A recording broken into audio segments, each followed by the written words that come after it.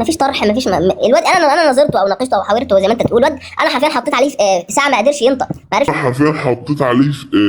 ساعة ما قدرش ينطق. ما عرفش يثبت حجه.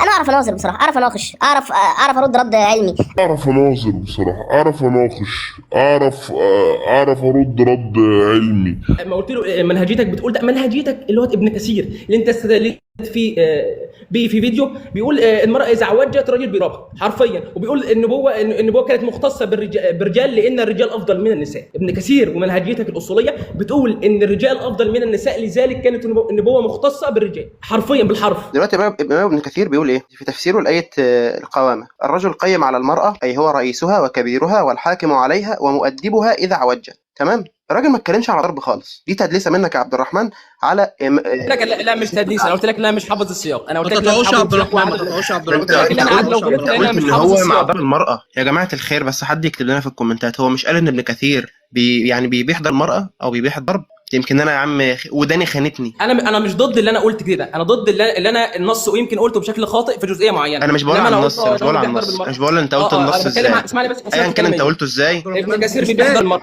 انا قلت ابن كثير اقفل بيحضر يعني المرأة. اللايف. أنا قلت ابن كثير اللايف خالص. طالما انت مش عارف السياق او انت مش عارف الراجل قال ايه بالظبط، ما ينفعش انت تدلس عليه وتقول ان هو مع ضرب المرأة. الامام ابن كثير قال ايه في آية القوامة؟ الرجل قيم على المرأة اي هو رئيسها وكبيرها والحاكم عليها ومؤدبها اذا عوجت.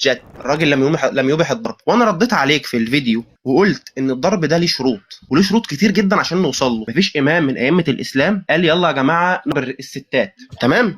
ما ينفعش ان احنا ندلس على العلماء، ما ينفعش ان احنا ندلس على شيخ زي الشيخ الامام ابن كثير مفسر القرآن، تمام؟ انت مش فاهم تروح تتعلم.